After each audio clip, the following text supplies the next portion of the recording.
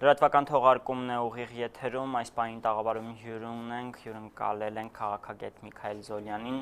Ողջույն պարոն Զոլյան, շնորհակալ եմ մեր հրավերը ընդունելու համար։ Նախ անցնել ներքաղաքական թեմաների, այն ինչ որ հիմա կատարվում է Թեհրանում,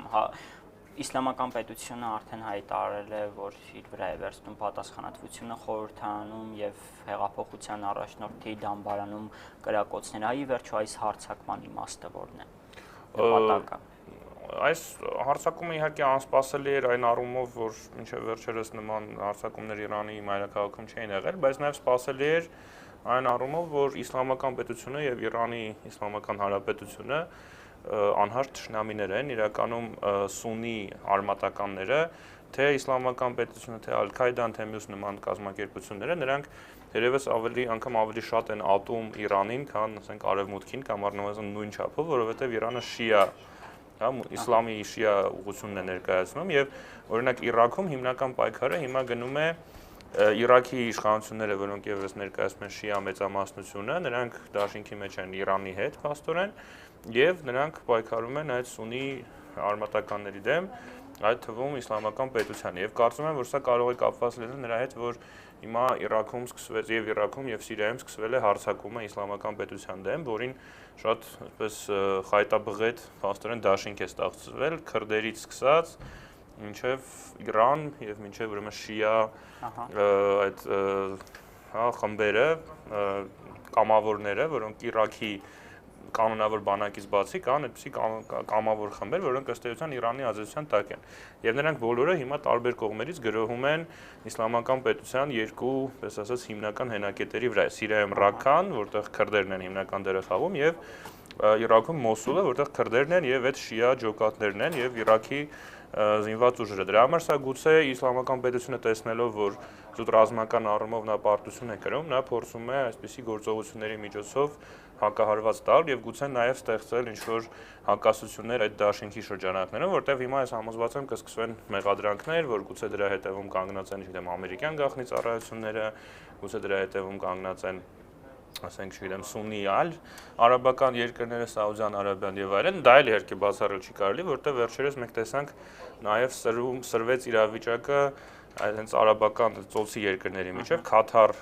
Սաուդյան Արաբիա այդ հակամարտությունը տեսանք եւ հենց մեղադրանքներից մեկը Քաթարի հանդեպ այն էր, որ նրանք չափազանց սերտ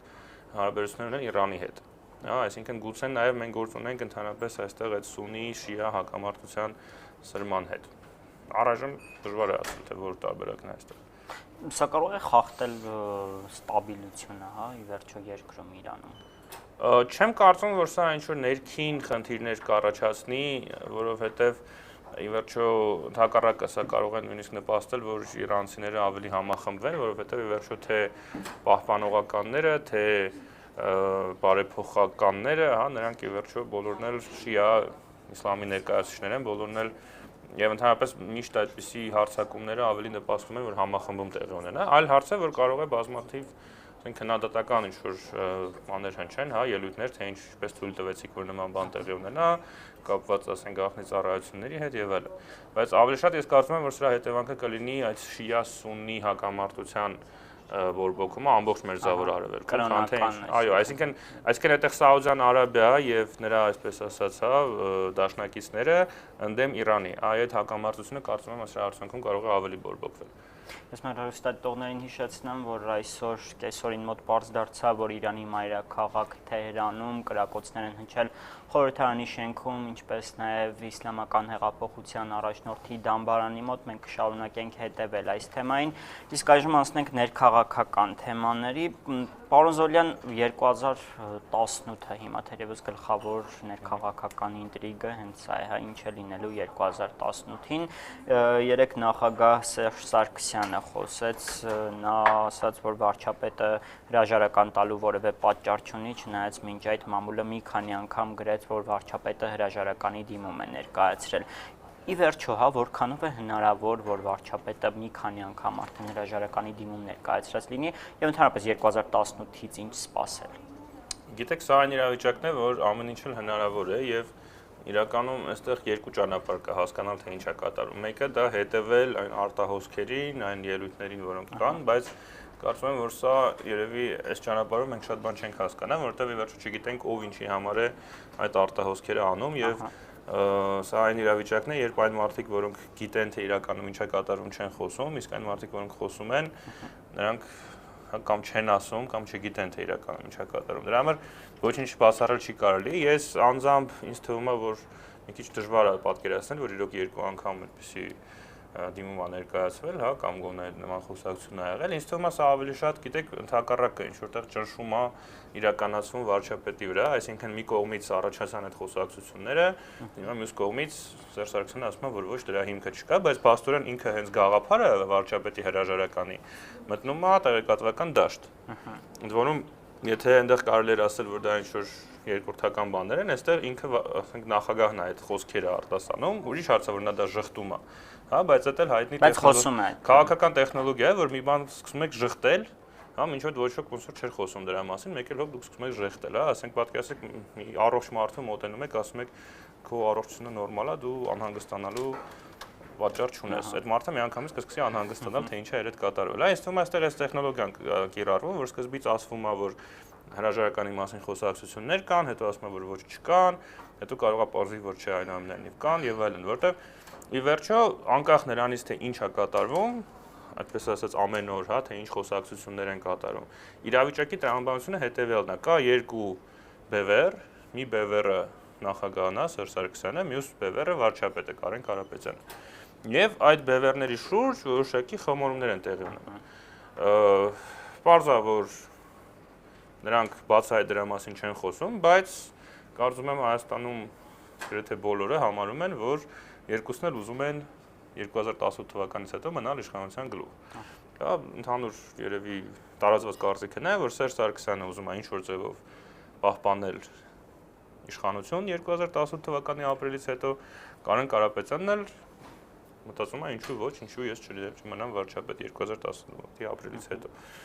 Այնպես որ կարծում եմ այս հակամարտությունը բաց թե փակ կամ շուտ կիսաբաց ձևով մենք տեսնելու ենք եւ դա շարունակվելու է մինչեւ 2018 թվականի ապրիլ։ Պարոն Զոլյան, հանրապետական կուսակցության ներկայացուցիչները ուղիղ չեն պատասխանում, արդյոք խոստումը, այն խոստումը, որ նախագահը ասաց համանդրական փոփոխություններից առաջ վարչապետի պաշտոնին չհավաքնելու, հետո Դավիթ Հարությունյանը հայտարարեց, որ ազգային ժողովի նախագահի պաշտոնն էլ փաստորեն չի հավակնում Սերժ Սարգսյանը, հա, այս խոստումների մասին իրենք խոսում են անցյալով, այսինքն հիմա չեն ասում ուղիղ, որ նա չի հավակնում վարչապետի պաշտոնին։ Սրա պատճառը ինչն է ըստ ձեզ։ Դե այդ խոստումները այն ժամանակ էլ շատ միանշանակ չէին եւ այն ժամանակ էլ շատ քաղաքագետներ, թվում եւ ես ասում էինք, որ բոլորովին միանշանակ չի, որ իրոք Սերժ Սարգսյանը չի պատրաստվում մնալ վարչապետ։ Ես այնուամենայնիվ կարծում եմ, որ հիմնական, այսպես ասած, պլանը, հա, պլան A-ն եղել է այն, որ Սերժ Սարգսյանը չի մնում վարչապետ, բայց ասենք մնում է իշխող կուսակցության ղեկավար, ասենք ՀԿ-ի, հա, առաջնորդ, եւ միաժամանակ վարչապետը նշանակում ինչ-որ մեկը, որը նրա ազդեցության տակ է, եւ Սերժ Սարգսյանը շարունակում է, այս ասած, իրականացնել, հա, բարձրագույն իշխանությունը երկրում առանց անմիջական պատասխանատվության։ Իմ կարծիքով դա այն տարբերակն էր, որը ամենա, այս ասած, նախընտրելին էր Սերժ Սարգսյանի համար մինչեւ վերջերս, բայց հիմա ես տեսնում եմ նշաններ, որ արդեն Սերժ Սարգսյանը սկսում է մտածել, որ գուցե այս տարբերակը այնքան էլ իրատեսական չի կամ ինչ-որ վտանգներով է լի իր համար, որ եւ սկսում է մտածել, որ գուցե ավելի ճիշտ կլինի, որ նա մնա որպես վարչապետ։ Իհարկե ես չեմ կարող թափանցել, հա, որովե քաղաքական գործ չի ուղեղի մեջ եւ տեսնել ինքը ինչ է մտածում, բայց այս գործողությունների տրամաբանությունը այն է, որ մենք տեսնում ենք, որ Սերժ Սարգսյանը սկսում է հող նախապատրաստել հենց որպես վարչապետ մնալու համար։ Կամ այստեղ իհարկե մեկ այլ տարբերակը նա է, որ Սերժ Սարգսյանը նշանակում է վարչապետ իրեն հավատարիմ որևէ գործ չի, բայց այդ դեպքում էլ էլի պետք է հող նախապատրաստի Կարեն Կարապետյանից ազատվելու համար։ Այնպես որ տարբերակն է լինի։ Սա կարող է լինել դա։ Այս երկու տարբերակ ինձ թվում է, որ վերջնական որոշում դեռ չի կայացվել։ Ահա։ Բայց որ տարբերակներ ընտրվի, ինձ թվում է, որ Կարեն Կարապետյանը այդ տարբերակներից որևէ մեկում տեղ չունի, որովհետև Կարեն Կարապետյանը 18-ից հետո Սերժ Սարգսյանը շահագրգռված չի, որ Կարեն Կարապետյանը մնա, որովհետև Կարեն Կարապետյանը արդեն երևաց, որ ինքը չափազանց ինքնուրույն է, Կարեն Կարապետյանը ունի լուրջ աջակցություն նաև Հայաստանից դուրս, հա, մասնավորապես ռուսահայ որոշ բիզնեսմենների կողմից, եւ ընտրություններով երևաց, որ Կարեն Կարապետյանը կարող է բավական լուրջ աջակցություն ստանալ նաև հա, ընտրողների կողմից։ Եվ այս իմաստով, եթե այդ տարբերակը, որ ես նկարագրեցի, որ Սերժ Սարգսյանը մնում է կուսակցության ղեկավար, իսկ Կարեն Կարապետյանը մնում է վարչապետ, դա շատ վտանգավոր կլիներ Սերժ Սարգսյանի համար։ Եթե Սերժ Սարգսյանը որոշի մնալ կուսակցության ղեկավար, նրան պետք է միանգամայն այլ վարչապետ, որը լրիվ վերահսկելի կլինի նրա համար, իսկ Կարեն Կարապետյանը վերահսկելի չլինի։ Շատ լավ, պարոն Զոնյան, անուններ են շրջանառվում, անուններ գուշակել այդքան էլ բարդ չէ իհարկե, բայց մամուլում անուններ կան Վիգեն Սարգսյան, օրինակ, ինչ եք կարծում, հնարավոր տարբերակ։ Վիգեն Սարգսյանը ճիշտ ասած, երբ որ նշանակվեց պաշտպանության նախարար, արդեն այդ խոսակցությունները փորձագիտական շրջանակներում սկսվեցին, որ հավանական է նրան նախապատրաստում են Սերժ Սարգսյանի, ասած հետնորդի դերին, եւ ես կարծում եմ, որ սա շատ հավանական է, բայց կրկնում եմ, սա կախված է նրանից, թե վերջում ինչ որոշում կընդունվի։ Եթե Սերժ Սարգսյանը որոշեց, որ նա սահմանափակվում է, ասենք, կուսակցության ղեկավարի դերով, այդ դեպքում երևի Վիգեն Սարգսյանը շատ հավանական թեկնածու է։ Եթե Սերժ Սարգսյանը որոշեց, որ նա այնուամենայնիվ մնում է վարչապետ, բնականաբար այդ դեպքում Վիգեն Սարգսյանը երևի կմնա, ասենք, պաշտպանության նախարար կամ ինչ-որ մեկ այլ պաշտոն կտրվի։ Ինձ թվում է, որ այնուամենայնիվ եթե ես հիմա փորձեմ կանխատեսում անել, կարծում եմ, որ Սերժ Սարգսյանը ի վերջո կկանգնի վարչապետ մնալու տարբերակի վրա։ Բայց առայժմ իհարկե դա շատ բան կարող է փոխվել եւ առայժմ միանշանակ դա ասել չի։ Եվ մամուլում նաեւ մեկ այլ անուն է շրջանառվում փոխվարչապետ Վաչե Գաբրիելյանի անունը։ Գիտեք, անուններ շատ կարող են շրջանառվել, կարծում եմ, այստեղ օրինակ Վաչե Գաբրիելյանը ինչով է հետաքրքիր, հա, որ նա տեխնոկրատի, այսպես ասած, համարում ունի, քաղաքական գործչի իմիջ չունի, հա, եւ երբեք, այսպես ասած, վառ արտահայտված քաղաքական գործունեությամբ չի զբաղվել։ Այս իմաստով նա կամ նրա տիպի մեկ այլ գործիչ, հիմա այդքան կարևոր չէ թե կոնկրետ ով է, հա, որ այդ տեխնոկրատական տիպի ինչ-որ գործիչ Սերժ Սարգսյանի համար ձեռնտու կլինի։ Ըստ Կարեն Կարապետյանին էլ էին բերում որպես տեխնոկրատ, բայց հետո պարզվեց, որ Կարեն Կարապետյանը որոշակի բան ունի, հա, խարիզմա, ինչպես ասում են, այսինքն ինքը ժողովրդին դուր է գալիս, նա կարող է խոսել, ինչ-որ հանրային ոլորտում բավական լավ է իրեն դրսևորում, հա, Սերժ Սարգսյանը պետք է այնպիսի մարդ, որը կկարողանա, այսպես ասած, գործը լավ անել, հա, տնտեսությունից կհասկանա եւ լավ մենեջեր կլինի, բայց միևնույն ժամանակ նա ընկալելի չի լինի որպես քաղաքական առաջնորդ։ Այս իմաստով կարծում եմ կան մարդիկ, որոնք այդպիսի հավակնություններ էլ չունեն, հա, եւ երբեք չեն ունեցել։ Կարեն Կարապետյանը այնուամենայնիվ այս իմաստով ինքը հա քաղաքական առաջնորդի հավակնություն ունի։ Եվ պարոն Զոհրյան, սպասել ցնցումների ձեր կարծիքով 2018-ին այդ փուլում։ Դե, գիտեք, դա մի քիչ դժվար է կանխատեսել, հիմա մեր համակարգը այնպեսին է, որ ցավոք սրտի դեմոկրատական համակարգին բնորոշ ճանապարհները հարցեր լուծելու դրանք փակ են։ Այսինքն դեմոկրատական համակարգը ոնց է լուծվում։ Կուսակցությունները իրար հետ մրցում են, առաջնորդները իրար հետ մրցում են, մարդիկ քվեարկում են, քվեարկությամբ հաղթողը դառնում է, ասենք, վարչապետ եւ այլն։ Հայաստանում փաստորեն ընտրությունները իրականացվում են, ասենք, վարչական ռեսուրսի բանի միջոցով, արդյունքում իրական շատ եկիչ իրական ընդդիմությունը դուրս է մնում խորհրդարանից կամ շատ փոքր տոկոս է զբաղեցնում, եւ այդ հարցերի լուծումը հայտնվում է ինչ-որ պալատական ինտրիգների ոլորտում։ Իսկ որտեղ կան պալատական ինտրիգներ, այդտեղ կան նաև պալատական հեղաշրջումներ։